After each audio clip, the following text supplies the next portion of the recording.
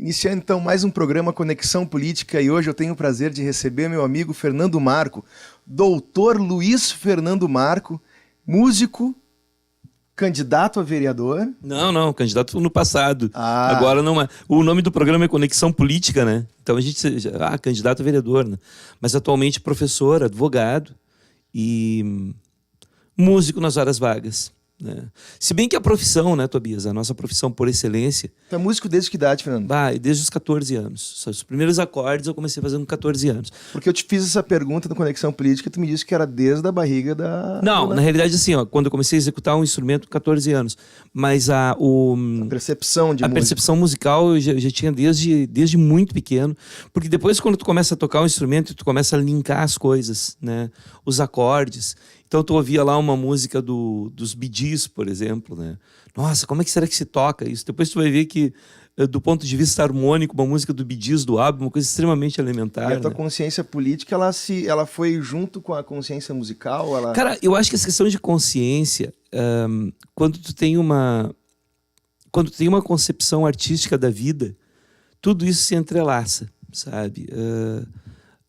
Eu admiro muito aquelas pessoas que programam a sua vida. Não, esse cara aqui, ele nasceu para ser engenheiro civil, ele fazia desenho desde pequeno, daí ele fez um curso técnico de edificação de obras, não sei o quê, entrou na faculdade, né, em 4 anos ele matou a engenharia civil, ainda fez mais uma pós lá, em não sei o quê, etc. E o cara é engenheiro por excelência.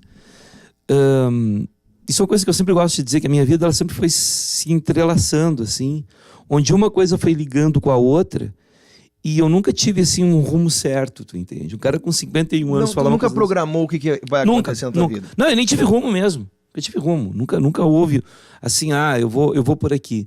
Mas ao mesmo tempo, aquelas coisas que eu sempre gostei de fazer, todas elas eu consegui fazer, talvez por causa disso, né?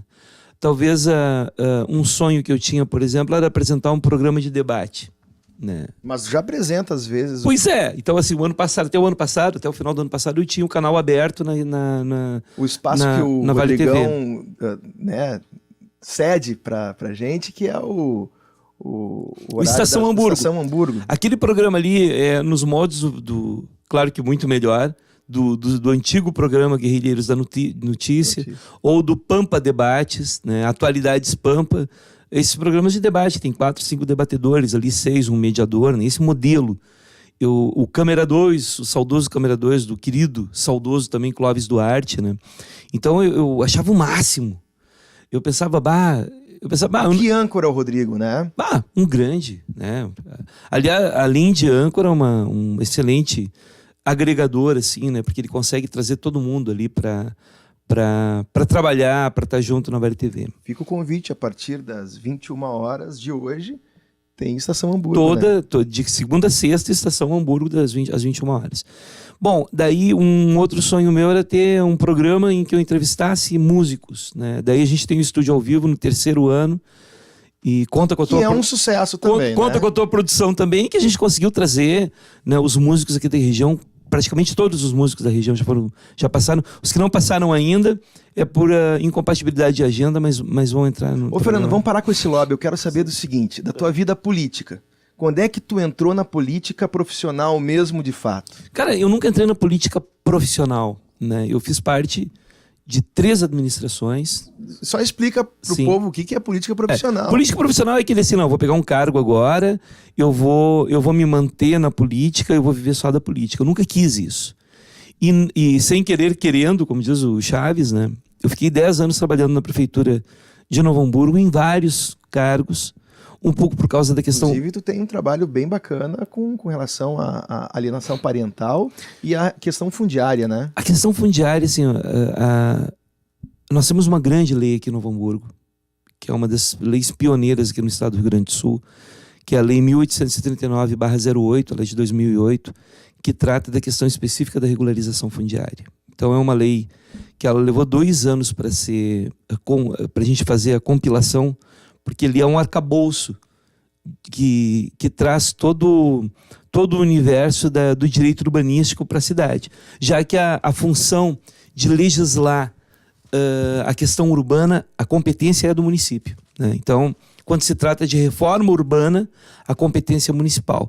Quando se trata de reforma agrária, a competência é da União. Então, essa lei, ela até hoje tem sido usada nos processos de regularização fundiária das vilas, né, das áreas que as pessoas ainda não têm escritura. Então, foi um trabalho de equipe, né? Ele iniciou em 2006, a partir da constituição da Comissão de Regularização Fundiária, de um decreto 2.456, que instituiu lá uma comissão, né, que traz entes internos e externos, tanto membros da administração, como membros de fora, entidades como a União das Associações Comunitárias, cooperativas habitacionais, né? Então foi uma discussão, os tabelionatos também fazem parte, o registro de imóveis também faz parte dessa comissão. Então, essa comissão ela foi muito pontual nessa questão da elaboração dessa lei, né? E essa lei é um marco dentro do ordenamento jurídico do Estado, né, dos municípios. Primeiro foi Novo Hamburgo, depois foi Gravataí, depois foi Santa Maria, mas, de certa forma, esses municípios se basearam na nossa legislação e eu, na época, me baseei muito na legislação do município de Diadema, em São Paulo. Considera esse um legado teu aqui para a cidade? Olha, cara, assim, falar em legado é uma coisa muito... Porque a gente nunca faz nada sozinho, tu entende? Tu vai lá, fomenta o debate. Mas como líder, né?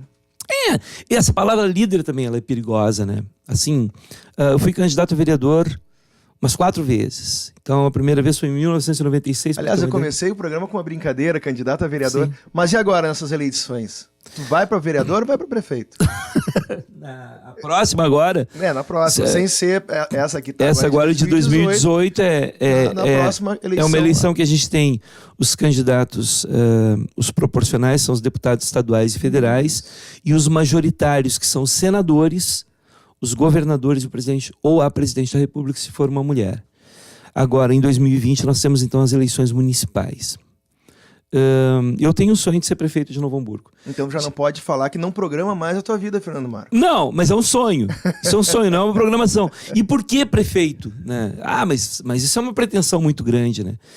Mas por quê? Justamente por isso, Tobias, porque o conhecimento que eu tive de gestão pública nesses 10 anos de prefeitura, atuando em diversas secretarias, diversas pastas, né? Iniciou então lá na Secretaria de Habitação, que foi uma grande escola, porque ali tu conhece efetivamente a cidade e que tu vê que existe um apartheid social nas cidades, onde tu tem os bairros mais centrais, dotados de toda a infraestrutura, e tem os bairros da periferia, as vilas, né, os assentamentos informais, que têm precariedade nos serviços, muitas vezes dificuldade de coleta de lixo, questão de saneamento básico, que em algumas áreas não tem, pavimentação, que ainda tem áreas em Novo Hamburgo que não tem pavimentação, né?